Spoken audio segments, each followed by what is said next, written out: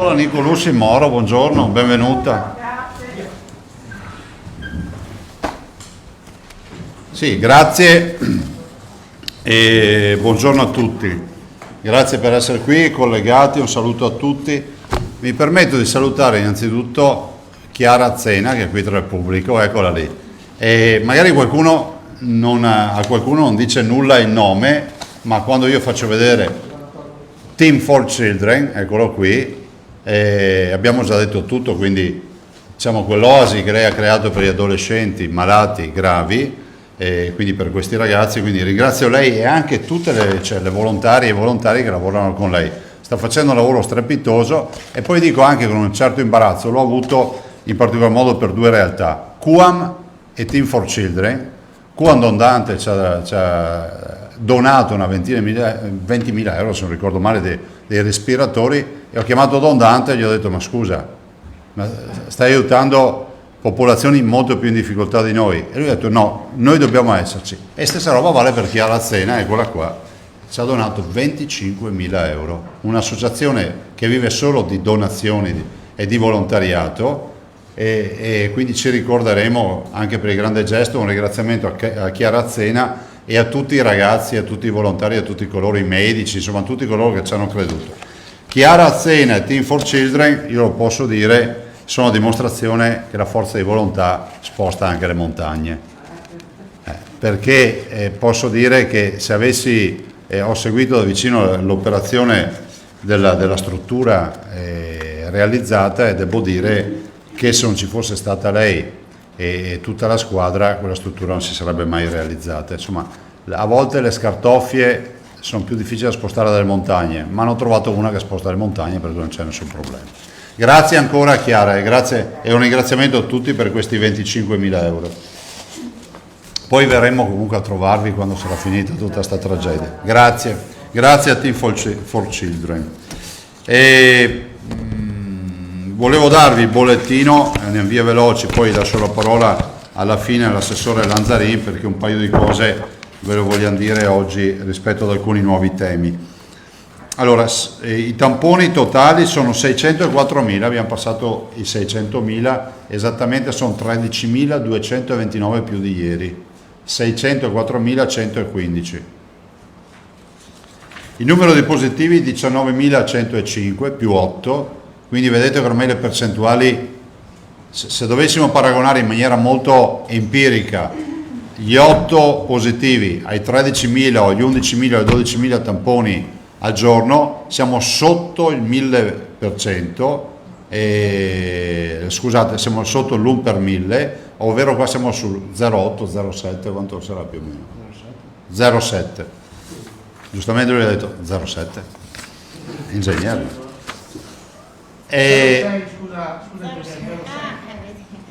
Ma dipende su che dato, su qual è il valore sul quale hai fatto la percentuale? 13.000? Ah, ma noi avevamo calcolato su 11. 2.308 sono le persone in isolamento. Pensate, ieri ne sono uscite 200, oggi 311, quindi è galoppante la direzione verso, diciamo, la salute totale, io spero, no?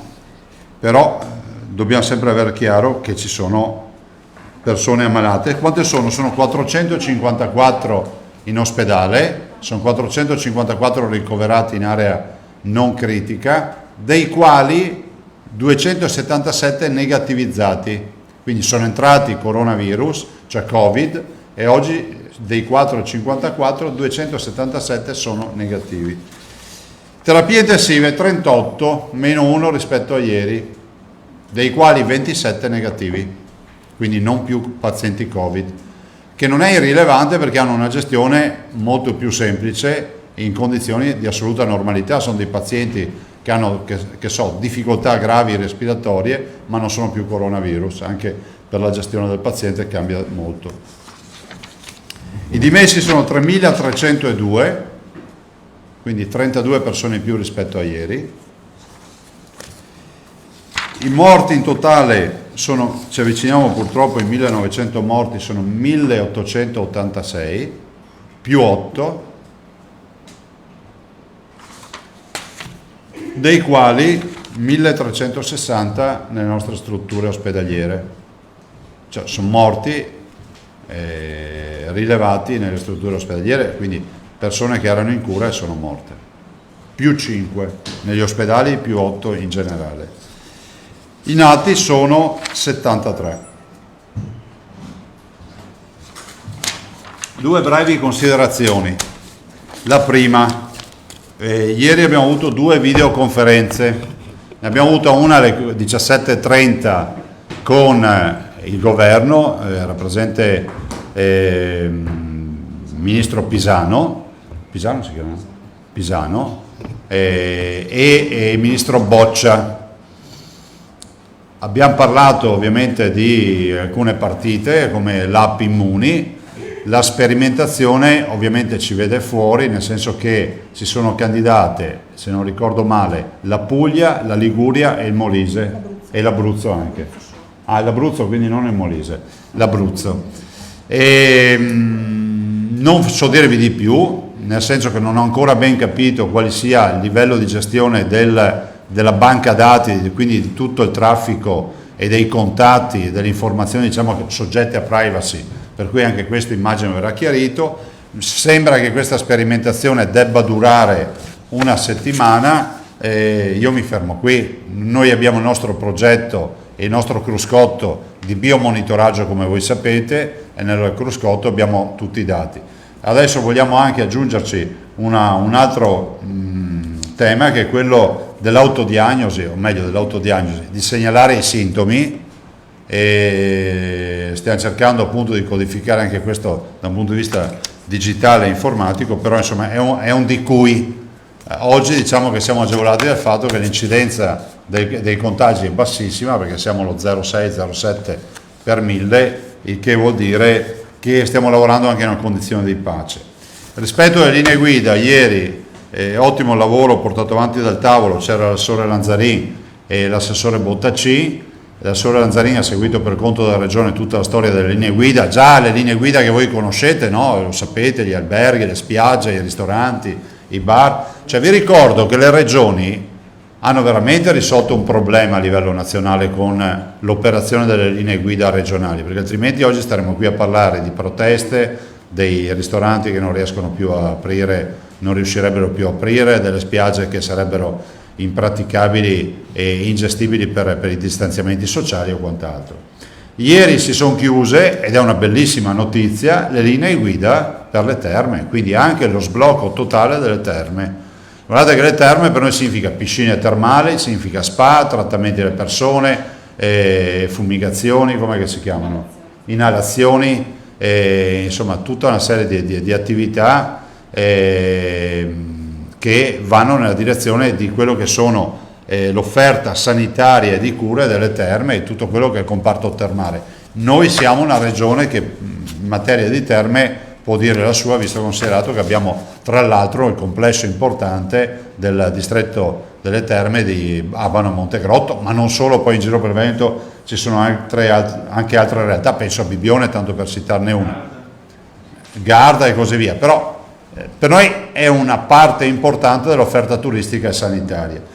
Resta in piedi una partita importante, perché voi ricordate che noi abbiamo previsto l'apertura dei centri estivi dal lunedì, dal 3. È scritto in ordinanza, ve lo confermo. Vi ricordate che abbiamo detto però saranno dai 3 ai 17 anni. Noi siamo pronti con le linee guida. Peraltro già io con forza ho voluto che fossero approvate dalla conferenza dei presidenti, i colleghi le hanno approvate, anche per gli 0-3. Però capite che la responsabilità è grande nel momento in cui il governo, diciamo, fa uccel di bosco su sta partita. Quindi veramente, senza volontà di far polemiche, dico al governo che approvi e recepisca, quantomeno validi, le nostre linee guida, lo faccia attraverso il Comitato Tecnico Scientifico Nazionale, lo faccia come vuole, ma stiamo parlando di bimbi dai 0 anni ai 3, è una categoria per la quale abbiamo un'attenzione estrema. Siamo pronti ad aprire anche il 3 di giugno, questo, e anzi grazie a tutte le associazioni, i volontari, alla alle scuole dell'infanzia, a tutti insomma coloro che, alle scuole paritarie, insomma tutti quelli che si sono messi a disposizione, agli educatori, però è fondamentale che il governo adotti con un DPCM, con una delibera che so del Comitato Tecnico Scientifico, queste linee, ma non solo, anche tutte quelle linee guida che abbiamo approvato che non sono dentro nel DPCM famoso del 17 e del 18 di maggio. Voi sapete che dopo quel DPCM abbiamo aggiunto altre linee guida. Ecco, c'è un tot di linee guida che sono in un limbo oggi, sono approvate dalla Conferenza delle Regioni, ma ancora non sono un allegato di DPCM, perché il DPCM ha avuto le linee guida allegate e tutte quelle prodotte dopo non ci sono. Quindi direi che sarebbe il minimo, nel rispetto delle regioni e nel rispetto anche della leale collaborazione tra le istituzioni, che vengono approvate. Vi confermo l'apertura dei centri estivi il 3, insomma quello che è dopo il 2 noi, a dire la verità, attenzione, per correttezza nell'ordinanza c'è scritto dal 1 di giugno, dopodiché ci sarà il 2, io vi devo dire, scusate, dal 1 di giugno, dopodiché se qualcuno dice non è inutile aprire il 1 per chiudere il 2, deve riaprire il 3, aprire il 3, è per questo che mi sono confuso, lo faccia il 3, per noi dal 1 giugno si possono aprire i centri estivi. Ovviamente sarà un'apertura, diciamo, scaglionata e anche a macchia di leopardo, che poi dipende dalle diverse realtà, dai comuni, eccetera. Però siamo nelle condizioni di cominciare a ragionare e aprire e dare una risposta alle famiglie. Prima di passare la parola alle domande e quindi poi all'assessore Lanzarin, vi dico che un'altra linea guida importante approvata e quindi per noi è pronti via, è questione di ore, perché l'assessore Lanzarin ha già scritto ai direttori generali, sono le nuove prese in carico e gli accessi alle case di riposo, alle RSA, quindi con tutta la metodologia che poi l'assessore vi spiegherà, i 2 tamponi, l'isolamento, i familiari, il tema dei test rapidi, eccetera. Cioè sostanzialmente riaprire il blocco che c'è stato rispetto alle case di riposo, che di fatto e anche di diritto ci trasciniamo dall'8 di marzo, perché poi è quella la data, e voi sapete che all'inizio avevo fatto una scelta di contingentare gli ingressi, dopodiché si è deciso di chiudere totalmente. Quella chiusura ha pesato perché ci sono un sacco di familiari che giustamente chiedono di poter accedere nel rispetto dell'autonomia della gestione delle case di riposo, che è una gestione autonoma, perché noi non abbiamo e non vogliamo essere dei prevaricatori, diamo gli strumenti per poter far entrare i familiari, dopodiché ci sono dei consigli di amministrazione, c'è un piano di sanità pubblica che abbiamo attuato e applicato alle case di riposo, stiamo parlando di 300 case di riposo in Veneto, stiamo parlando di 30.000 ospiti e di altrettanti operatori, quindi è un flusso di persone e fra virgolette quando eravamo in totale emergenza di virus che andava assolutamente, di potenziale, scusate, contagio che andava assolutamente regimato. Voglio dire, perché ormai è un must, che delle 300 case di riposo il 25% ha avuto contagi zero. Il 25% delle case di riposo, scusatemi, il 75% delle case di riposo del Veneto ha avuto contagi zero.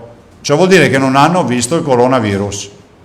Poi abbiamo il rimanente 25% che non è che ha avuto contagi, ha avuto pochi contagi, mediamente contagi, forti contagi, fino ad arrivare a una ventina di case di riposo che hanno avuto un'autentica strage al loro interno. Il bilancio delle case di riposo è di più di 600 morti sui 1000 e quasi 900 che abbiamo. Quindi voi capite che per noi è un settore delicatissimo, come quello dei centri diurni, come quello del mondo della disabilità. L'assessore ha stilato tutte le linee guida e si va verso un'apertura generalizzata in sicurezza. E in sicurezza perché abbiamo coscienza del fatto che il 75% delle case di riposo sono sempre state pulite, fra virgolette, rispetto al virus. Le altre sono state messe in sicurezza, cioè ormai abbiamo, diciamo, poche realtà con ancora focolaio interno e vogliamo andare verso la pulizia totale. Ovvio che chi ha ancora dei focolai, immagino che l'ultima roba che possa fare è quello di aprire e far entrare qualcuno finché la situazione non si sarà stabilizzata. Passerei, Carlo, la parola alle domande e poi all'assessore Lanzarini. No, sì, guardate, fatemelo ricordare, lo faccio volentieri. Due cose solo. Scusate.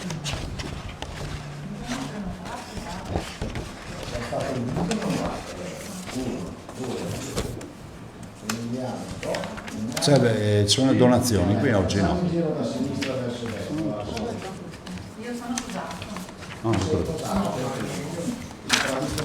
Allora, sulle donazioni volevo dirvi intanto che abbiamo raggiunto quasi 58 milioni, abbiamo 57 milioni 613 mila, quindi chiedo ancora uno sforzo che si arrivi ai 58 milioni, sono, pensate, 38.392 donatori, tra i quali c'è Team for Children con i loro 25.000 euro, quindi li ringrazio ancora, ma ci sono anche il club delle Abar 112, Faraon Roberto, che hanno anche loro versato, e ci tenevo a ricordarli perché ho già ricordato altre categorie, e penso che dia anche un'idea della chiamata di popolo. Voi dovreste vedere, noi faremo una pubblicazione di questi 38.000 versamenti, quanti da 1 euro, 2 euro, 5 euro, e questa è la forza di un popolo, no? Ringrazio ovviamente anche i grandi donatori, che conto di ricordarli tutti in una di queste giornate. Sono i grandi donatori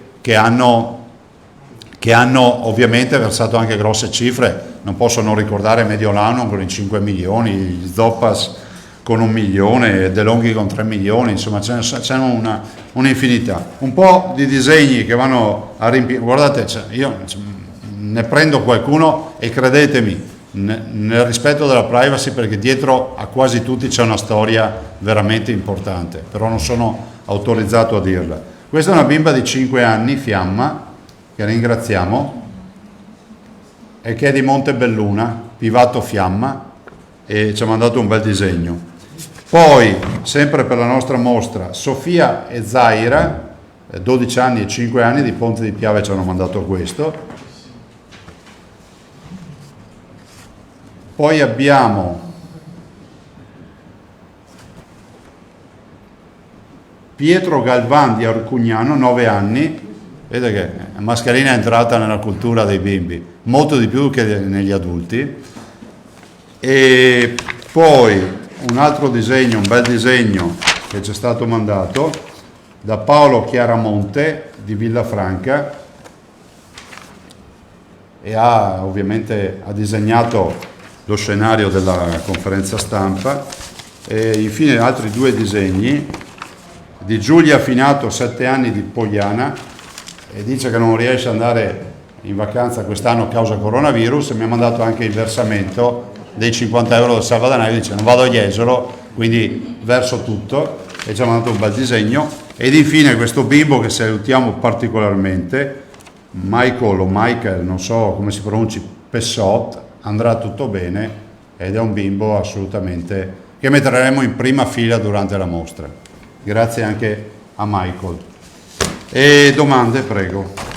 Allora, Nicolas Moro, 1, 2, 3, Gennaro, Tommaso, tutti a due. Allora io volevo fare Accendi il microfono. 2 domande. microfono vicino, grazie. Allora, buongiorno. Ciao. Io vorrei fare 2 domande tecniche. L'OMS ha sospeso la sperimentazione con la clorochina e l'idrossiclorochina perché ha degli effetti collaterali sui pazienti. Volevo capire se il Veneto aveva già iniziato questa sperimentazione e che cosa aveva visto come primi risultati. Guarda, c'è stata ieri la professoressa Tacconelli che neanche ha parlato di questo, nel senso che la somministrazione che è stata fatta, quella poca che è stata fatta in maniera assolutamente prudenziale, e qui ne viene fuori la professionalità della professoressa Tacconelli e dei nostri clinici che, conoscendo bene i farmaci, non si sono buttati a pesce come è accaduto in qualche parte in giro per il mondo, non serve che vi dica dove addirittura hanno avuto morti per autosomministrazione, no? Sembrava quasi un elemento di profilassi l'antimalarico. Ovvio è che l'OMS va a confermare, diciamo, quello che in via sperimentale la professoressa Tacconelli comunque conosceva. Parlo della professoressa Tacconelli perché ieri ne ha parlato approfonditamente, essendo lei una dei massimi esperti di malattie infettive, anche diciamo, riferimento a OMS ne ha parlato. L'altra cosa invece che mi dicevano gli esperti che stanno notando, e anche voi ieri ne avevate fatto cenno, di un numero crescente, non importante, ma di un numero crescente di persone che torna a positivizzarsi. Sì. Allora loro devono capire se si tratta di una reinfezione, ma questo è demandato agli scienziati per lo studio del genoma all'inizio e alla fine, oppure se loro spiegano il virus ha la capacità dopo un po' di nascondersi negli organi interni, quindi il tampone non lo trova più. Volevo capire noi come siamo messi, quanti ne abbiamo di persone che si sono ripositivizzate e se avete già una spiegazione dei vostri esperti. No, allora guarda Michela, prima roba, non abbiamo una contabilità, dovremmo cercarla in tutti i dati, nel senso che noi su ogni paziente, dei 4.000 pazienti, abbiamo la storia, per cui anche negli esiti che ci arrivano tutti i giorni, oggi abbiamo gli 8 positivi contagiati, sappiamo se sono 8 nuovi contagiati o se ci sono ripositivizzati. L'altro giorno c'erano 4 ripositivizzati su una ventina, mi sembra una roba del genere. Sono casi sporadici. Diciamo, le ipotesi più accreditate, anche leggendo la letteratura scientifica, sono rappresentate dal fatto che il tampone nasofaringeo va a trovare il virus nella cavità nasale e nella faringe, punto. Se il virus è da qualche parte, magari è in posizione gastrica o da altre parti, non lo si trova. Quindi il tema della diagnosi è, diciamo, come si può definire? È molto localizzata questa diagnosi. Poi voglio anche ricordarvi che rispetto al tampone, e non sto parlando delle analisi, della microbiologia, sto parlando dell'esecuzione, che non c'entra niente con il laboratorio, ne viene fuori nella letteratura internazionale, l'ho letta, ne viene fuori anche uno scarto non proprio irrilevante da operatore a operatore, perché vi ricordo che posso anche annunciare, adesso non so, magari qualcuno dice che poi non dovevo annunciarlo, ma insomma ve lo dico, trovo corretto che si dica, l'ULSS di Treviso ha fatto un nuovo tutorial con Rigoli, permettetemi anche di dire, me lo dico, visto che va di moda dirlo subito così nessuno dice che poi l'ha fatto lui, anche su mie indicazioni, perché avevo visto dei tutorial americani e sembra, ve lo dico perché mi è stato comunicato stamattina, che dagli SS abbiano chiesto questo tutorial. E voi sapete che siamo passati da un tutorial, diciamo, a indicazioni di un certo tipo per praticare il tampone, a oggi a infilare il tampone almeno 10-12 cm in cavità nasale, setto nasale permettendo, e si va in quello che è definita, fra virgolette, la cantina, no? Si va giù in fondo, dove lì si è certi che si annida il virus. Non è colpa di nessuno, questo virus è un virus complicato e il tampone che becca l'esecuzione che si faceva comunemente, si è capito che deve essere fatta in un'altra maniera. In generale vedo dalla stampa, dalla letteratura scientifica, che si dice che comunque c'è una variabilità di risultati sui tamponi.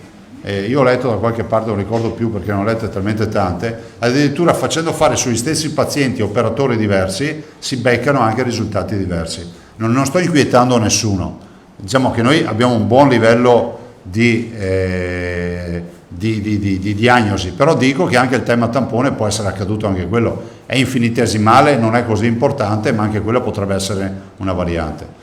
Poi c'è il tema mutazione del virus e altre robe. Qualcuno dice il virus non muta. Ho visto che ieri al Sacco di Milano, se non sbaglio, di Pavia, scusate, hanno isolato una variante nella sequenziazione del virus, e ho letto delle agenzie che hanno sequenziato una mutazione, ma ci sta, perché i virus non è che restano lì mummificati a vita, anche se qualcuno ha detto che io sbaglio a parlare di mutazioni, evidentemente non hanno studiato tanto. Prego, collega. Adesso Federico, buongiorno. Ciao. Due date importanti, quella del 3, dove probabilmente si potrà viaggiare per tutta Italia, e quella del 15, stamattina sembra che ci sia una notizia che si potranno ricevere i turisti stranieri. Ecco, volevo sapere come commenta lei queste due date importanti, perché la prima il ministro Boccia ha anche minacciato che se la movida continua forse verrà posticipata questa data, e poi il giorno 15 sembra che il ministro Di Maio stia negoziando una riapertura a livello europeo. Questa è la prima partita. La seconda, che sta a cuore a molti, ne ha parlato lei, se non sbaglio, qualche giorno fa, il Festival del Cinema di Venezia, tutt'altro argomento che attira visitatori, attira pubblico. Volevo capire quali sono al momento attuale le possibilità di svolgere questo festival e in che modalità, quello che lei può appunto sapere riguardo a questo importante argomento che vede la Regione Veneto in prima linea ogni anno. Ma guardate, io ne ho parlato anche con il presidente Ciccuto, c'è intendimento comune di non rinunciare al festival, questo è poco ma sicuro, lo dovete dire al mondo, lo dico alle agenzie che ci stanno seguendo, dite al mondo che noi facciamo il festival, dobbiamo farlo il festival, a meno che non accada che ci ritrovi una reinfezione tale per cui, ma se i dati sono quelli di oggi, il Veneto ha più titolo di altre realtà di dire che il festival si fa.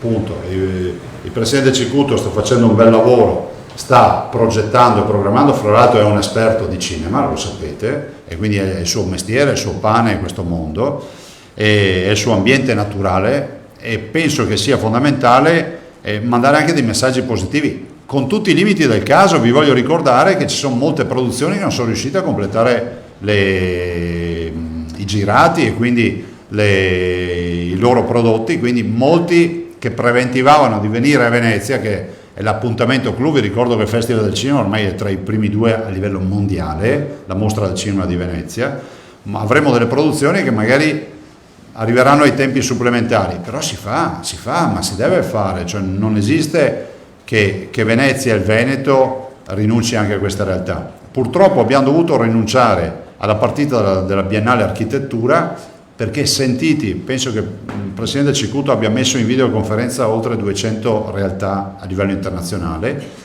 la stragrande maggioranza non garantiva la presenza di padiglioni, quindi proprio con difficoltà. Capite che se tu hai l'architetto e con gli allestitori, con il progetto da New York, lui ti dice guarda qui stanno ancora morendo di coronavirus, abbiamo una migliaia di morti, mi dici venire fra un mese e aprire la mostra dell'architettura, ti dico anche che forse non ce la faccio.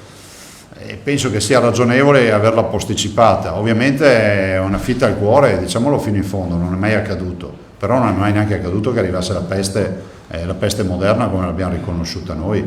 Per quanto riguarda in generale le aperture, io guarda, tu ieri non c'eri, ho detto che auspico che ci sia uno Schengen sanitario, no? Che l'Europa si metta nelle condizioni di stabilire dei parametri e in sicurezza cominciare a avviare tutte le aperture.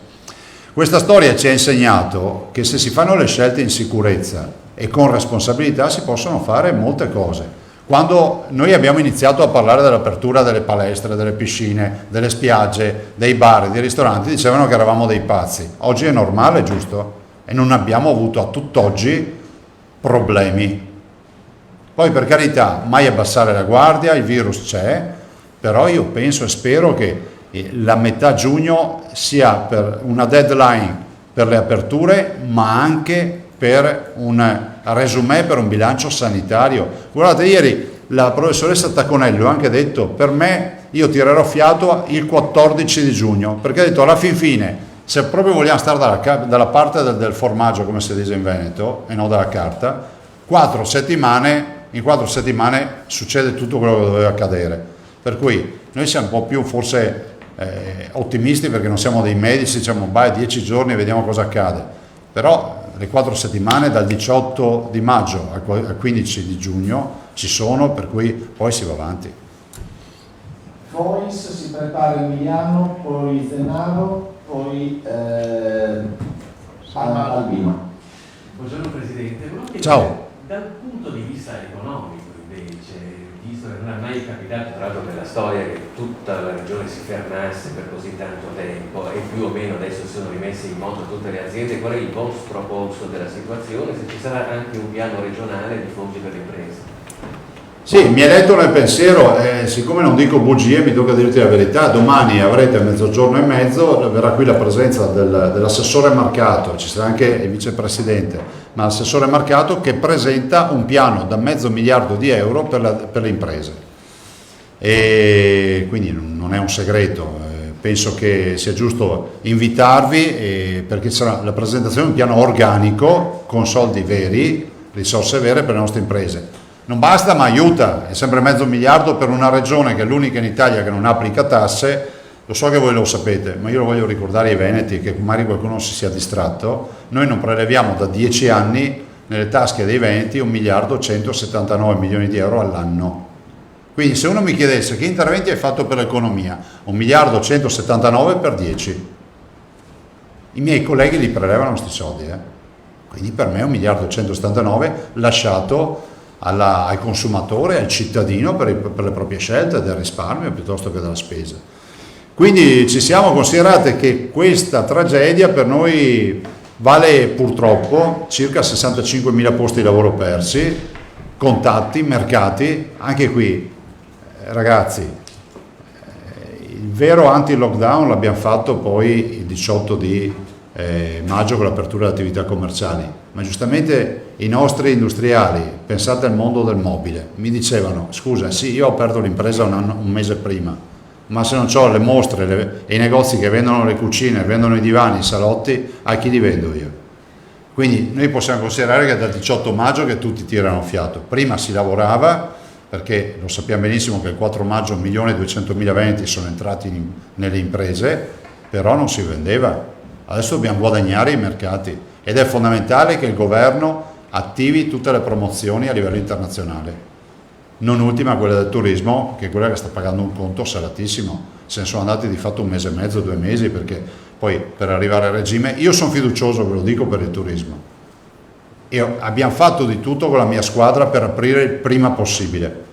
Qualcuno ha detto che era sbagliato aprire le spiagge il 18 maggio. Noi le abbiamo aperte e siamo felici di averlo fatto. E sono stato felice a vedere le spiagge fine settimana con molta gente, perché anche questo è un sistema per aiutare i nostri operatori. Emiliano si prepara a Zennaro. Ciao Emiliano. Presidente, Sulla danza ancora non abbiamo deciso niente.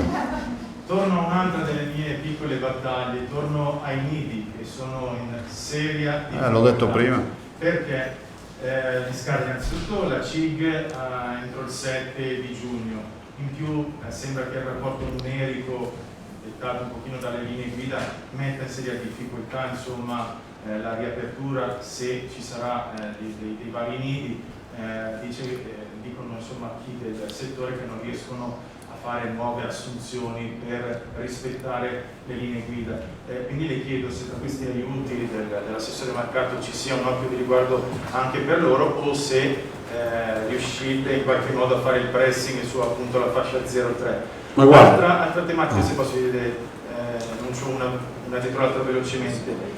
Sulla questione, non ho capito la data, mi perdoni, 1 giugno per le spa o 3 giugno? No, primo, l'ordinanza dice 1 giugno. Esatto, Ho fatto io un'abbreviazione perché c'era il ponte. E questa è una considerazione. Noi ci siamo durante il ponte.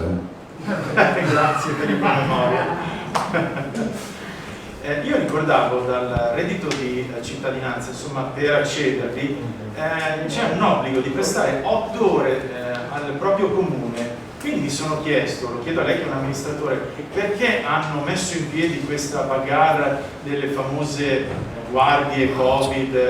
Si sono dimenticati forse che c'era questa questione e che dava appunto la possibilità di non fare bandi e di avere comunque i volontari, o sono volontari specializzati e quindi non si può usufruire di questa che è una legge proprio fatta dal governo? Non te lo so dire, nel senso che mi sembra chiaro dal dibattito che ne è nato all'interno del governo che questa roba non vedrà mai la luce, punto. E se la vedrà sarà un'altra roba, come si dice, no? Entri il Papa e esce il Cardinale. Qua mi sa che escono veramente anche senza toga su, senza niente.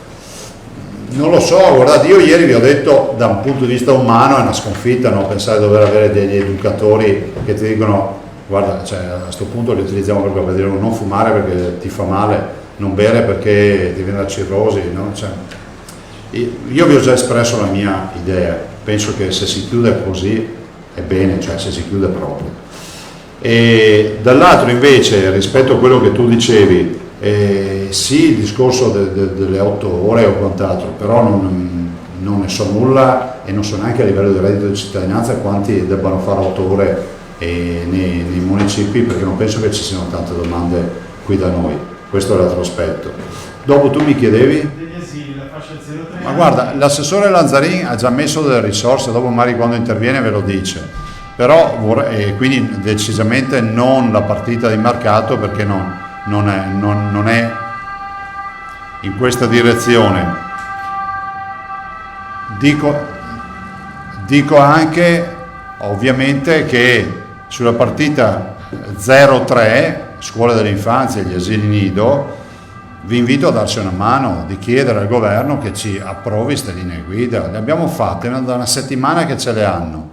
Se fanno in modo di validarle e recepirle, posso garantirvi che noi partiamo subito, poi anche gli altri colleghi si accoderanno. Questa è una grande battaglia che ha fatto il Veneto. Grazie Presidente. Prego. Senaro Salmaso. Due questioni.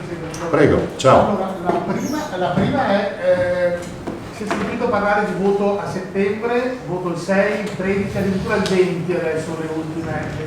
Questa è una questione diciamo generale, invece quella più particolare mi segnalano dalle località turistiche soprattutto che non c'è chiarezza oppure non sanno come applicare le norme per quanto riguarda le piscine condominiali. Ma le piscine condominiali hanno sostanzialmente il distanziamento sociale, punto.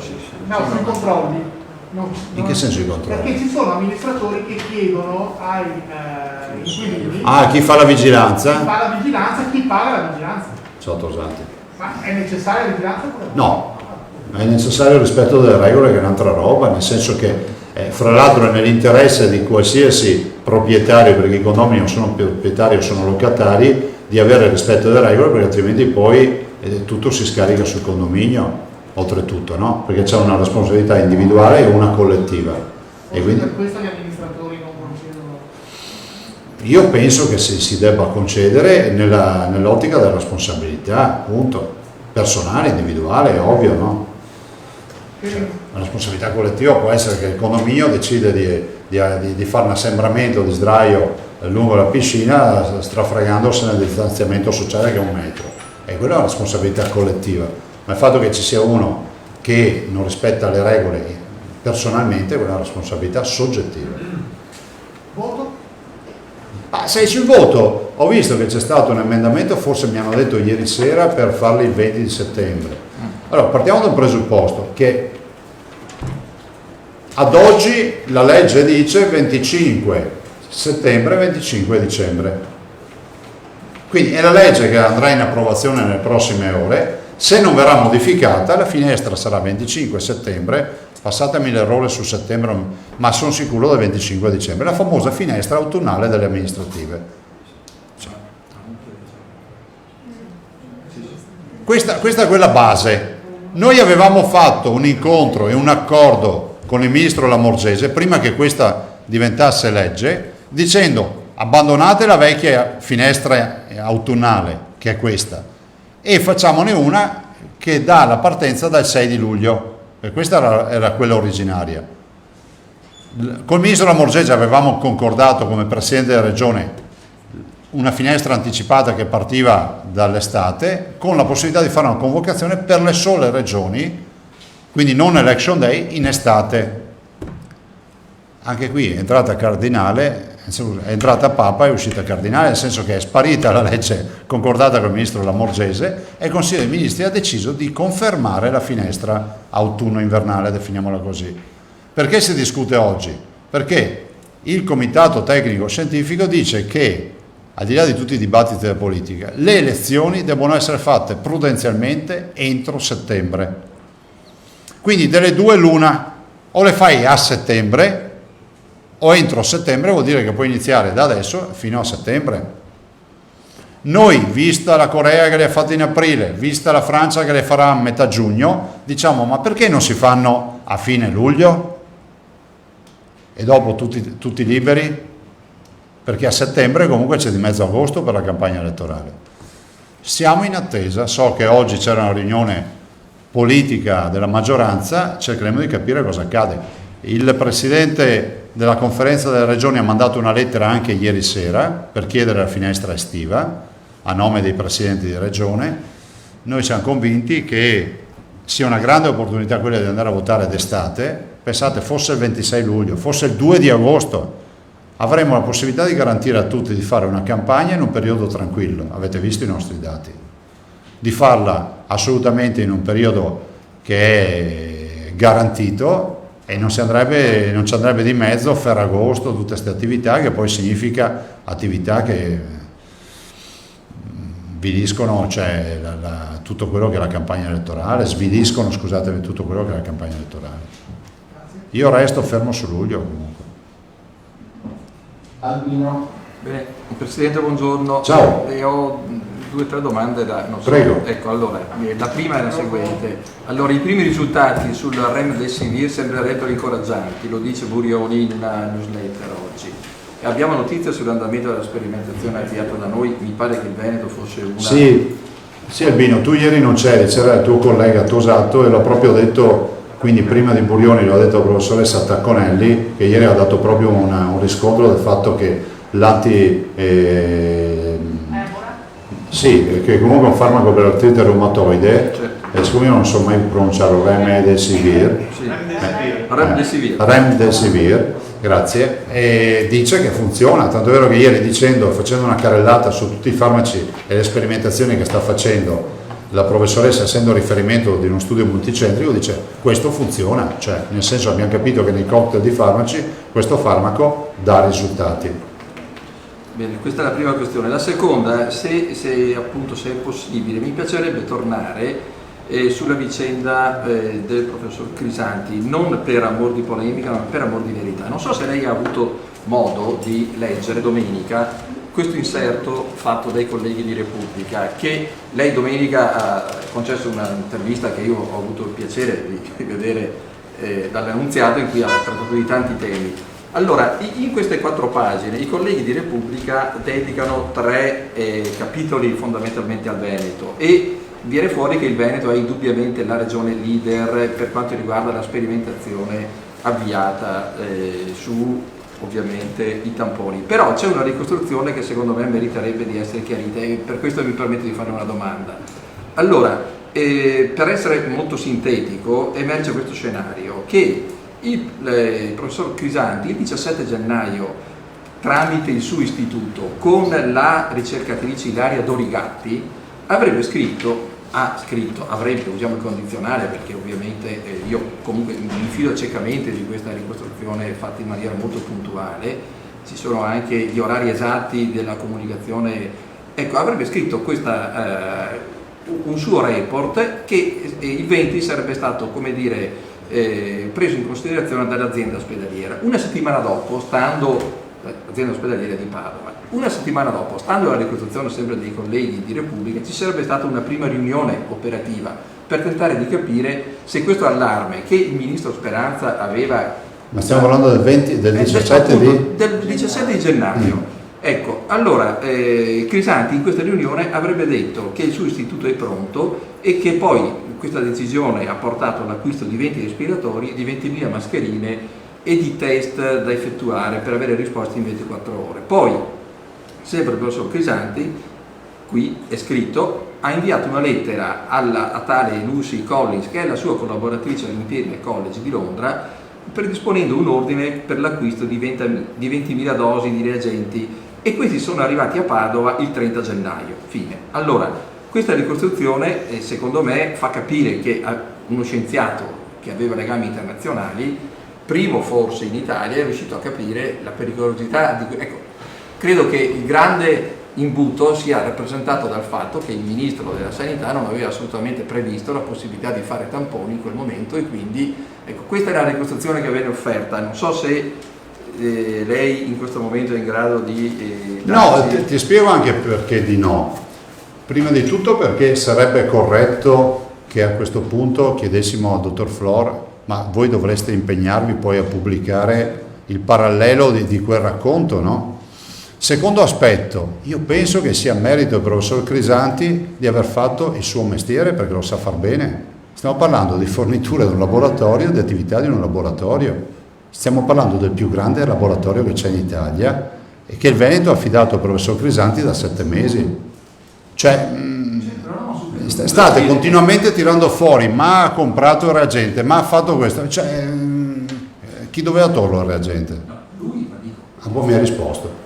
Su questo nulla da Cioè, dire. io riconosco l'assoluto valore scientifico e il fatto che sia un grande scienziato, però ho l'impressione che cercate sempre la polemica. Ma scusami, ma siccome è giusto anche per i cittadini che si capisca, perché sta diventando una leggenda metropolitana, stiamo parlando di un assolutamente un luminare, stiamo parlando di un luminare che è direttore del più grande laboratorio che ci sia in Italia, che è della Regione Veneto e dei Veneti.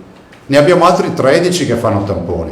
Allora, primo quesito che farei io da cittadino, mi sono chiesto mentre ti ascoltavo, le indicazioni nella dichiarazione dello stato di emergenza da parte dell'Istituto Superiore della Sanità rispetto alle metodologie di diagnosi, quali sono state? Non te lo so dire, ma immagino che siccome la Corea, scusami, che siccome a Wuhan si facevano i tamponi e a Wuhan il virus l'hanno visto 3 mesi prima, immagino che tutto il mondo sapesse che si facevano i tamponi per diagnosticare il virus, o no? Non è che ce ne siamo accorti noi il 17 di gennaio. Me l'hai detto te? No, ma su questo era soltanto una ricostruzione, come dire che io... No, siccome tu hai detto nessuno si era accorto che bisognava fare i tamponi, cazzo è una pratica di diagnosi del virus, e ti ripeto che Wuhan, quando ha avuto il virus Wuhan? A ottobre? Il 1 dicembre è stato ufficialmente Vabbè. detto da Wuhan,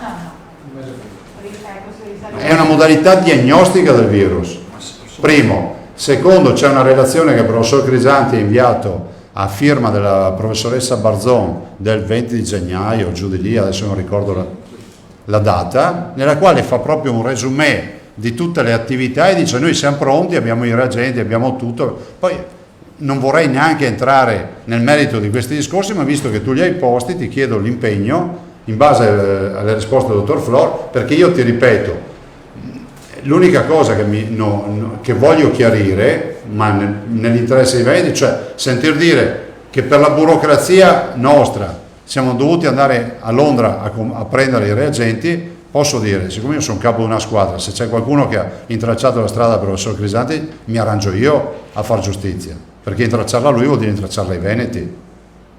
E quindi ho chiesto al dottor Flor che mi dica cosa è stato comprato, cosa non è stato comprato e che mancanze ci sono state. Però guardate che questa notizia chiarisce tutta la vicenda. Però non potete venire qua con 3 mail e non farvi dare tutte le altre mail. No, ma guardi che non... Io ho sentito dire che il piano di sanità pubblica non esiste, la dottoressa Russo ve l'ha fornito, è dell'11 di febbraio e l'ho depositato. Non c'è nessun intento polemico No. in quello che io le ho ricostruito, era soltanto, mi sono permesso di leggervi quanto aveva scritto, come dire, un giornale che ritengo autorevole, ha messo Certo. di 6 giornalisti a ricostruire quelle giornate drammatiche, e lì si capisce che l'Italia era completamente impreparata ad affrontare un'emergenza, tanto è vero che il ministro Fontana e il premier Conte già a gennaio avevano attivato la protezione civile dicendo: è merito tuo, se succede qualcosa ti devi arrangiare, tra virgolette. No, perché l'ordinanza emergenziale passa attraverso la protezione Appunto, civile. e Borrelli era estremamente prudente e diceva: qui io non so cosa... Però sai, lo dico per i cittadini che ci ascoltano, Certo. sai cosa, cioè, ti dico, è difficile rispondere perché io non sono nelle condizioni di dirti se nel momento in cui hanno fatto l'ordinanza di protezione civile l'ISS, cioè l'Istituto Superiore di Sanità, già dava indicazioni su cosa fare. Per cui dico anche chi ha fatto quella ricostruzione, che è, diciamo, è un'istantanea di un periodo, dovrebbe quantomeno onestamente, perdonami se lo dico, aver sentito Flor, che è il datore di lavoro, e dire: scusa, ho queste 3 robe qua, avete fatto qualcosa prima, qualcosa dopo? Perché così, vabbè, è una storia. Sì, ma non c'era intento polemico. No, ma lo dico nell'articolo. No, ho capito. È una roba senza inizio o senza fine, cioè, è un sasso nell'acqua, ma quanto pesante era l'acqua? Vedo solo il movimento delle onde, quanti ce ne sono caduti prima? Non lo so, perché ormai l'acqua non si muoveva più. Ecco, scusi, poi lascio la parola ai colleghi. L'altra cosa che... Però restiamo in parola che senti fuori. Assolutamente. Grazie. Assolutamente, ma questo... Quindi domani lo leggo. Certo.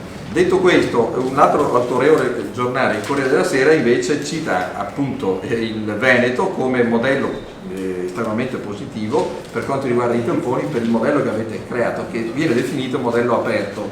Adesso io non entro nei tecnicismi, lei li conoscerà decisamente meglio di me. Sì. Io le chiedo perché questo sistema, che consente finalmente a tutte le macchine di utilizzare i reagenti, di non doverle cambiare ogni volta, Cioè, questo viene spiegato qui, non viene adottato da tutto il paese perché mi pare che sia il modello che funziona e che ha dato risultati importanti.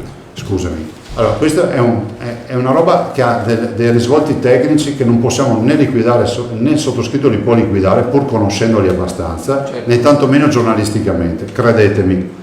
Però giro contro i miei interessi il ragionamento. Andate a vedere quanti tamponi ha fatto il Lazio. Ne ha fatti più di noi. Andate a vedere quanti ne ha fatti la Lombardia, che ne ha fatti più di noi. Quanti ne ha fatti il Lazio? Tanti.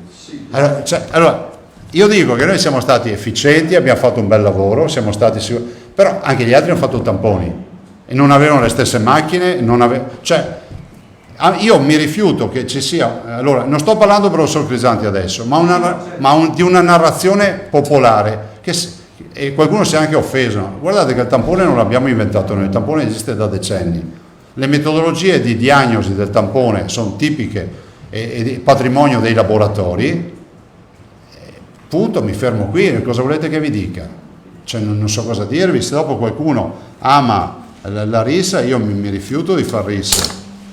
Però è altrettanto vero, visto che vi siete infilati su questi ragionamenti, abbiate almeno la cortesia, visto che c'è tanta gente che lavora, di sentire il dottor Flor che vi spiega, anche perché anch'io sarei curioso di leggere la risposta a questo punto. Ma l'ho scritta io oggi, Presidente. Cosa è scritto? Non mi leggi mai a me. Non leggo, ho poco tempo. Cosa è scritto? Allora, scusate. Allora, Flora ha detto che questa richiesta è stata inoltrata da Crisanti nell'ambito di una normale collaborazione tra università a gennaio, quando ancora non era scoppiata l'epidemia, e quando loro mi diceva guarda che noi al 12 febbraio avevamo fatto in tutto 85. Sì, questo lo so. Ecco, quindi c'era bisogno di mettere a punto il modello di diagnostica per l'eventuale bisogno Che è il metodo di Berlino. Che è il metodo di Berlino. E allora Crisanti si è fatto mandare, ma ha detto guarda è il corrispettivo di nemmeno mezza bottiglietta da mezzo litro d'acqua, da quanto pochi sono arrivati. Non sono reagenti, sono primer. Sì, lo so. Ecco, delle sostanze che Sì, ma hai sentito la quantità che ha detto lui? Ma io 20.000. Io non voglio mettere in dubbio, io non mi metto contro le pubblicate, sto soltanto dicendo la risposta di Flora e basta. Ma fin qua la conosco anch'io sta vicenda. Il problema è che lui ha detto 20.000 e siccome io non ho visto sta richiesta, non so neanche se sono mai arrivati, dico chiaritelo. Ma adesso ti arriva la richiesta? Prego, mi arriva? Dico la documentazione di Flora. Perché l'ho chiesta. Per cui questa è la risposta di Flora. Sì. Va bene, grazie Michele. Allora, Anzà, che è arrivato in ritardo oggi. Sì. Ciao. L'avevo ascoltato con la diretta Facebook. Si Vanzà. sente molto bene, però non si possono fare domande, quindi bisogna venire qua per farle. Presidente, lei oggi pomeriggio immagino che abbia tanti impegni e quindi non andrà in Consiglio regionale che si riunisce alle 14. All'ordine del giorno c'è l'istituzione di una commissione d'inchiesta sulle case di riposo. Lei prima ha detto, quindi vedi Carlo che ho seguito, che ci sono state 600 morti su circa 1900, il 75% di strutture non ha avuto 0 contagi, però ce ne sono state alcune dove c'è stata una strage dei nonni. La domanda che le rivolgo è se lei fosse oggi in Consiglio regionale voterebbe a favore della commissione d'inchiesta? Ma io l'ho sempre detto, guarda, cioè ma che non ci sia qualcuno che si permette di dire che ci sia una minima esitazione da parte mia o da parte del gruppo. Noi abbiamo io ho solo sollevato un tema, che è quello che la Commissione si mette in rete con le procure, onde evitare di andare a occupare spazi dell'autorità giudiziaria che è deputata per legge a indagare. Quindi può essere di grande utilità la Commissione, perché potrebbe anche fare un lavoro a favore delle procure che potrebbe essere eccezionale. Tutto questo ho detto. Cioè, evitate di fare una roba a compartimenti stagni, andate dai procuratori e se decidete di indagare sulle case di riposo di Verona piuttosto che quelle di Treviso o di altre, andate dal rispettivo procuratore e dite noi siamo qua. Vorremmo fare questo, c'è qualche controindicazione o c'è qualche suggerimento? Controindicazione diciamo operativa, visto che considerato che qualcuno potrebbe magari già essere sul pezzo e fare qualcosa, ma assolutamente sì. Allora, Sai, poi c'è qualcuno preoccupato della politicizzazione. Guardate, potete scrivere che io sono preoccupato zero di sta roba. perché solo un folle pensa di poter far politica con una roba del genere, perché gli scoppia in mano senza neanche che se ne renda conto. Altre domande? Io ne ho due Poi. brevissime. Prima parlando delle difficoltà del turismo, mi viene da fare due domande. Si parlava anche della mostra del cinema di Venezia e delle modalità con cui svolgerla, però c'è un appuntamento a Venezia precedente che è quello del Redentore. Parliamo quindi di metà luglio. Il Comune ha fatto sapere che intende festeggiare il Redentore, anche se ancora sta studiando le modalità. L'altra domanda è sul fatto che si è già scatenata una guerra per accaparrarsi i turisti. Oggi il presidente della provincia autonoma di Bolzano ha detto che la provincia farà a tutti i turisti un controllo gratuito del coronavirus, creando anche delle zone Covid free, naturalmente su base volontaria, chi vuole lo può fare, insomma, per rendere più sicure le vacanze. Il Veneto è Covid free, di cosa stiamo parlando? Se siamo mossi bene, questo lo possiamo dire per tutto. Sul Redentore secondo lei è un azzardo festeggiarlo? No, secondo me no, perché se continua così è assolutamente plausibile, visto considerato che io penso che una grande data, come vi ho detto prima, sia il 15 di giugno. Considerate il 15 giugno stiamo già ragionando di spettacoli, di cinema, di discoteche, di quant'altro. Se i dati tengono noi affrontiamo anche questo. Il Veneto ha sempre fatto da aprifila sulle aperture in questo paese. Altre domande? Emiliano? Posso velocemente, Presidente? Ma quando ricordo, insomma, in passato lei aveva candidato il Veneto proprio per la sperimentazione dell'app e tutto, diceva il Veneto è pronto, noi ci siamo. Cerco sempre di collegare i vari no, i vari sgambetti al Veneto. Ve l'hanno motivato, forse me lo sono perso, perché è stato escluso il Veneto? No, proprio non abbiamo preso in considerazione. No. Perché mi ricordavo... No, perché c'è il tema della privacy, non l'abbiamo ancora capito, quindi considerate che poi in questa app forse ci serviva molto di più un mese e mezzo fa. Però guardate, è prudente vedere la sperimentazione, non so cosa faccia, non abbiamo ben capito della verità. Presidente, ci sono novità per i mondiali? Mi sembra di aver capito che forse la Germania si sia messa un po' di traverso, sbaglio? Se ne sono messi tanti di traverso nella vita, cioè, abbiamo portato a casa anche le Olimpiadi, non è che ce le volevano dare. Addirittura è venuta la regina di Svezia a perorare la causa degli svedesi. Andiamo avanti. Anna ancora? No, la mia è solo una richiesta di chiarimento. Ci darete oggi le linee guida sia per le case di riposo, i centri termali, per tutto? RSA. Sono già qua, sono già qui. No, io Presidente, se è possibile le chiedo ancora cosa ne pensa appunto dei vincoli che scatteranno per gli spostamenti tra le regioni. Pare che appunto la Lombardia e il Piemonte siano, come dire, di fatto ancora sul giudice, proprio perché non hanno livelli, definiamoli così, insomma, di sicurezza tali. Ecco, come pensa che si possa uscire da questa... Guardate, ci sono indicatori stabiliti a livello nazionale dal punto di vista sanitario. Noi governatori siamo chiamati a governare il territorio in base a questi indicatori. Non c'è discrezionalità rispetto a alcuni aspetti, ma la Lombardia ne verrà fuori anche lei, cioè su questo non c'è dubbio. Volevo dire Alda, noi diamo le linee guida RSA, non centri termali, devo fare un'ordinanza su quello.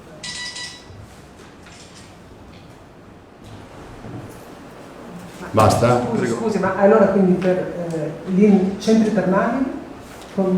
Facciamo un'ordinanza, dobbiamo recepirlo in un'ordinanza, quindi è corretto che prima impostiamo l'ordinanza. Invece per le RSA l'ingresso e le linee guida ve le possiamo dare già oggi, tanto è vero che l'assessore Lanzarini, alla quale lascio la parola, ve ne parlerà e poi vi consegniamo le linee guida. Avete altro per me?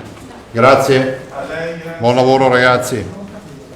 E un saluto ancora a Chiara Zena e grazie per la donazione.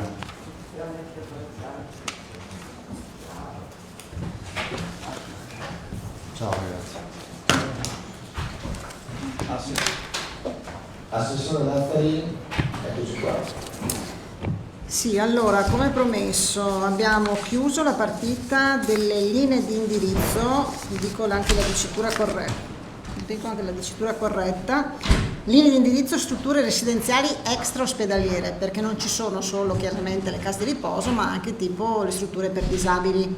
quindi linee extra ospedaliere in cui ci sono quindi anche, oppure quelle per la salute mentale o per le dipendenze, quindi in maniera generale. Queste linee sono state mandate prima, un'ora fa, ai direttori generali, dando mandato ai direttori generali poi di inviarle a tutte le strutture che hanno nelle proprie aziende. Le linee di indirizzo prevedono un po', ripercorrono la strada che si è percorsa fino ad oggi, quindi tutte le varie altre linee di indirizzo, le varie circolari, insomma, vengono riportate, però poi si soffermano su due tematiche principali. Quelle dei nuovi accessi, ossia dei nuovi ospiti che non entravano più perché avevamo bloccato gli accessi proprio nel momento, insomma, di maggiore criticità. E per quanto riguarda i nuovi accessi, cosa diciamo noi? Anche in linea con quelle che sono le linee che sono state emanate dall'Istituto Superiore di Sanità. Diciamo che il nuovo accesso avviene con le procedure previste, quindi unità multidimensionale, graduatorie e quant'altro, insomma quanto previsto già, e quindi registro unico, residenzialità, insomma le cose che già sono in itinere. Viene quindi fatta una indagine rispetto a quel paziente che deve entrare, che non può rimanere a casa, deve entrare, quindi rispetto agli ultimi 14 giorni, insomma se ci sono stati sintomi di vario tipo.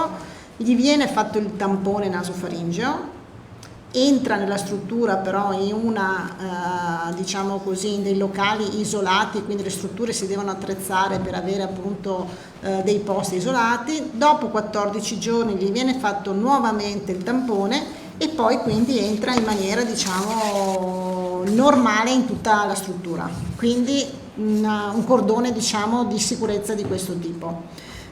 Questo nella prima fase, nel senso che adesso, insomma, nella riapertura prevediamo così, poi vediamo adesso in queste prossime settimane anche se si può fare un allentamento rispetto, però oggi ci sentiamo, insomma, di aprire in questo modo, e quindi questo per evitare appunto che una persona che entra e nei 14 giorni, anche se è già un tampone negativo, insomma, si possa manifestare qualche sintomo. Preferiamo, insomma, avere una prudenza di questo tipo. E questo lo applichiamo anche per quanto riguarda i centri diurni, anche le altre categorie che vi dicevo prima, quindi disabilità piuttosto che dipendenze, piuttosto che salute mentale, ma anche per i centri diurni non autosufficienza. Nel senso, anche in quel caso lì facciamo il tampone prima di entrare. Dopo invece, una volta passati i 14 giorni, entra nella struttura e poi fa parte dello screening che noi abbiamo per tutta la struttura, ossia ogni 20 giorni tampone, ogni 10 giorni sierologico, sia agli ospiti che agli operatori. Scusa Assessore, ogni 10 giorni tampone? No, 20 giorni il tampone, 10 giorni il serologico. Questo è il modello che noi abbiamo. L'altra parte importante era quella, poi ci sono tutte le parti relative appunto ai fornitori, quindi insomma chi arriva dentro, insomma i DP, tutto il resto. Poi l'altra parte importante è quella relativa invece ai visitatori e agli ospiti, su cui insomma abbiamo avuto anche grosse pressioni, giustamente. Per quanto riguarda i visitatori, allora chiediamo insomma sempre di limitare l'accesso e quindi di essere molto cauti rispetto all'accesso. Ci rivolgiamo soprattutto in maniera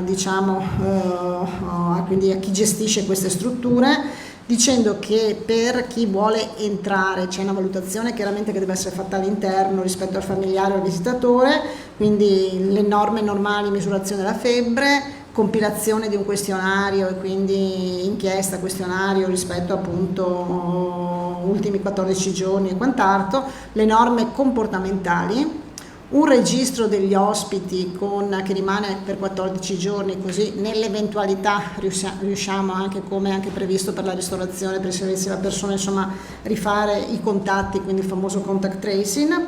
Gli ingressi devono essere scaglionati, limitati e su prenotazione, e anche come fasce orarie, insomma prevediamo un orario limitato proprio per evitare, insomma, che ci siano assembramenti.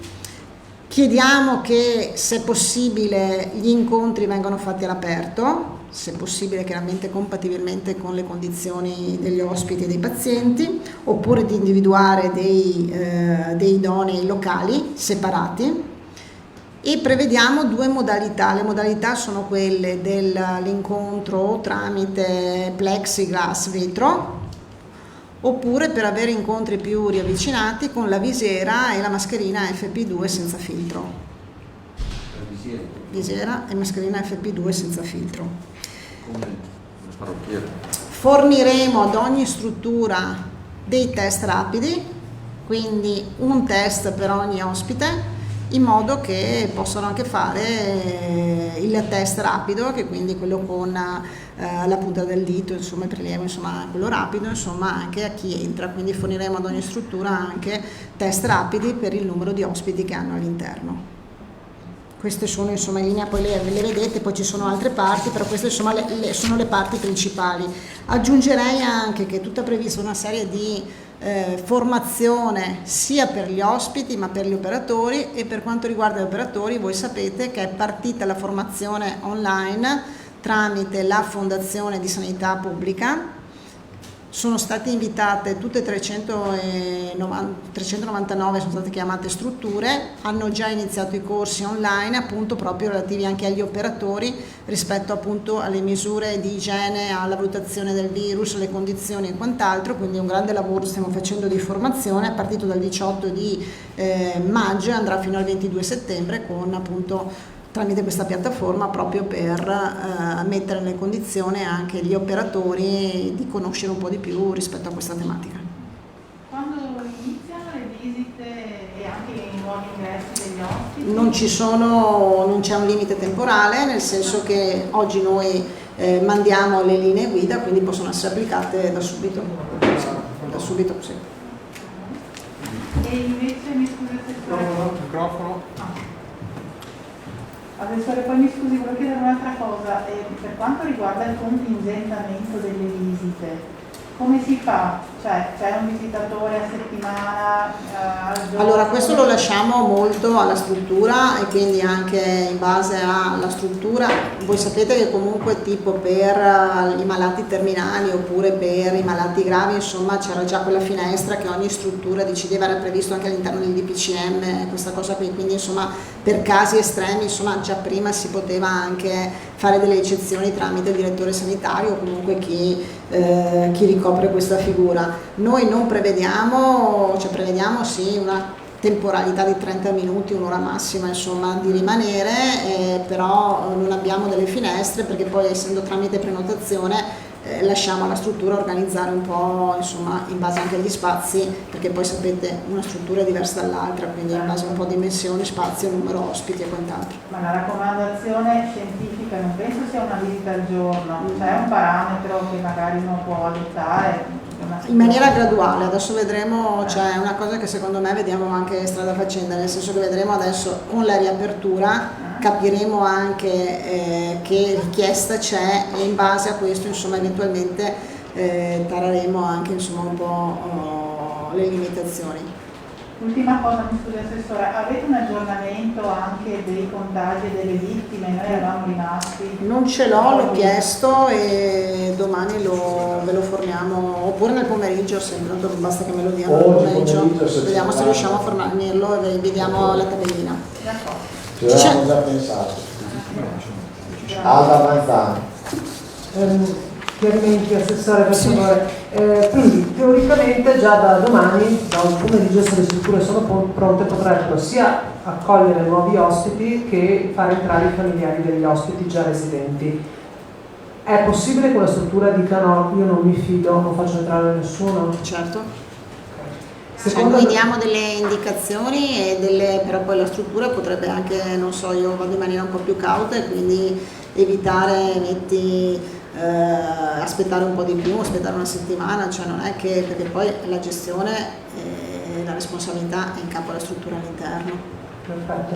L'altra domanda. Sugli ospiti credo che però insomma siccome tutti sono in attesa anche per una questione insomma sappiamo anche di sostenibilità insomma di riaprire questa partita, credo che sugli ospiti chi può avere ospiti nuovi nel senso che ambienti idonei eccetera, soprattutto le strutture che sono libere, cioè noi ci rivolgiamo principalmente a quelle che sono libere e poi gradualmente anche le altre. Oggi guardate i dati che io avevo sono comunque dati che stanno diminuendo, quindi ci sono tante strutture insomma che nel giro di test che stiamo facendo si stanno liberando, quindi situazione infatti è immagino sia pagato per le visite da parte dei familiari. Okay.